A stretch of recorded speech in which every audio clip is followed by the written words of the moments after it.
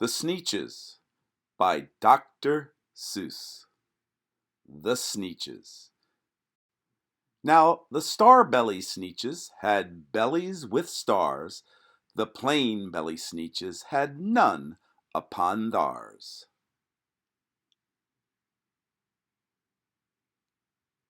Those stars weren't so big, they were really so small, you might think such a thing wouldn't matter at all.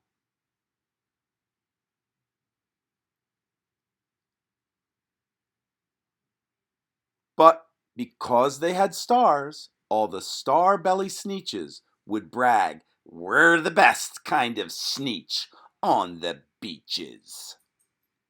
Well, that's quite rude. With their snoots in the air, they would sniff and they'd snort. "We'll have nothing to do with the plain belly sort." And whenever they met some, when they were out walking, they'd hike right on past them without even talking. Boy, they are rude. When the star-belly children went out to play ball, could a plain belly get in the game? Not at all. Rude and not very kind either. You only could play if your bellies had stars, and the plain belly children had none upon theirs. I'm not sure if I like this story so far. Look how sad the plain belly children look in the back, watching the star belly children play. When the Starbelly Sneetches had Frankfurter roasts, or picnics or parties or marshmallow toasts,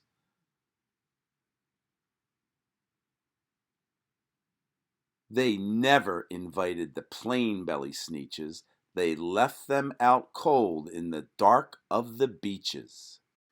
I'm not really sure I want to finish this story. It's kind of depressing. Would it be okay if I stopped reading now?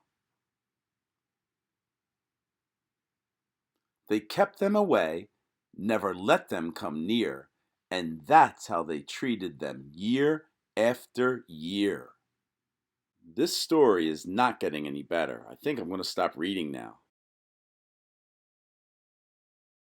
Then one day, it seems, while the plain belly Sneetches were moping and doping alone on the beaches, just sitting there wishing their bellies had stars, a stranger zipped up in the strangest of cars. I wonder who this is. "My friends," he announced, in a voice clear and keen, "my name is Sylvester McMonkey McBean." That's quite a name. "And I've heard of your troubles. I've heard you're unhappy, but I can fix that. I'm the fix-it-up chappie. I've come here to help you. I have what you need, and my prices are low, and I work at great speed, and my work is 100% guaranteed." I hope this guy makes the story better. We'll see. Then quickly, Sylvester McMonkey McBean put together a very peculiar machine. That is a peculiar looking machine. And he said, "You want stars? Like a star-belly Sneetch? My friends, you can have them for $3 each.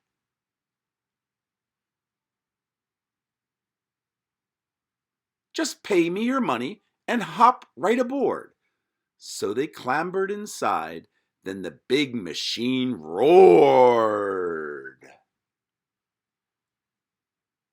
And it clonked, and it bonked, and it jerked, and it burked, and it bopped them about, but the thing really worked. Hey, look, they're coming out with stars upon theirs. When the plain belly Sneetches popped out, they had stars. They actually did. They had stars upon theirs. Wow, that's amazing. Then they yelled at the ones who had stars at the start. We're exactly like you. You can't tell us apart. We're all just the same now, you snooty old smarties, and now we can go to your Frankfurter parties.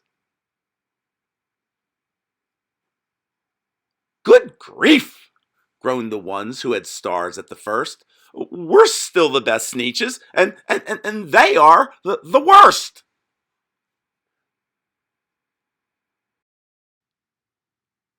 But now, how in the world will we know, they all frowned, in which kind is what, or the other way round? Oh, I don't think the machine is helping, do you? Then up came McBean with a very sly wink, and he said, things are not quite as bad as you think.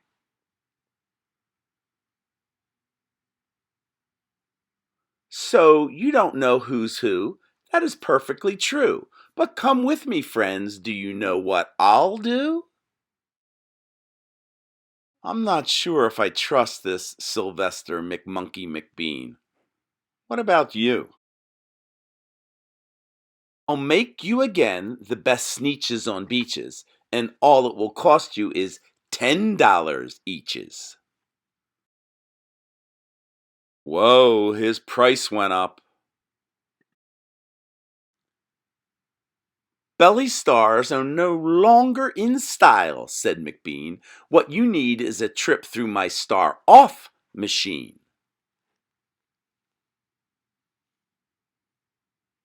This wondrous contraption will take off your stars so you won't look like sneetches who have them on theirs.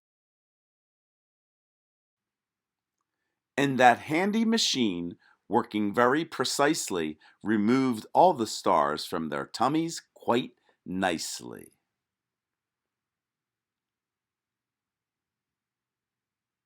Then, with snoots in the air, they paraded about, and they opened their beaks, and they let out a shout.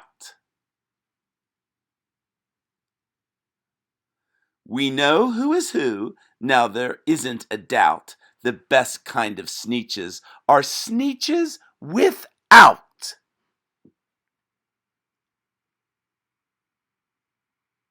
Then, of course, those with stars all got frightfully mad. To be wearing a star now was frightfully bad.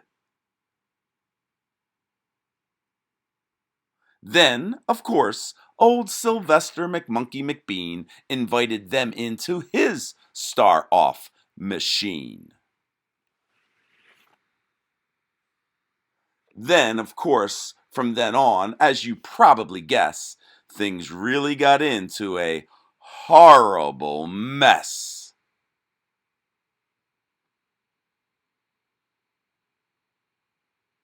All the rest of that day, on those wild screaming beaches, the fix-it-up chappie kept fixing up Sneetches. Off again, on again, in again, out again. Off again, on again, in again, out again. Through the machines they raced, round and about again, changing their stars every minute or two. They kept paying money, they kept running through, until neither the plane nor the star bellies knew whether this one was that one, or that one was this one, or which one was what one, or what one was who. I'm not sure which one is who either, but I am sure that there is a big pile of money building up behind Sylvester McMonkey McBean. Then, when every last cent of their money was spent,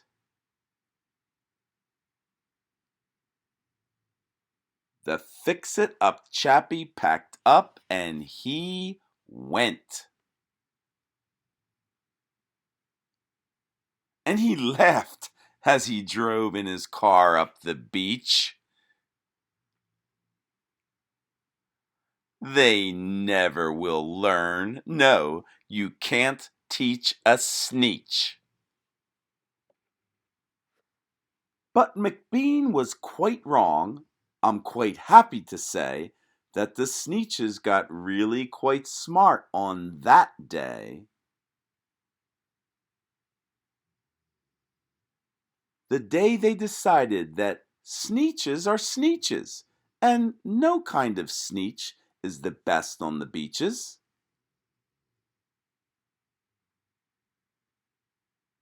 That day, all the Sneetches forgot about stars, and whether they had one or not upon theirs. Well, I'm glad I kept reading because, in the end, there was a lesson learned here. What did you learn from this story?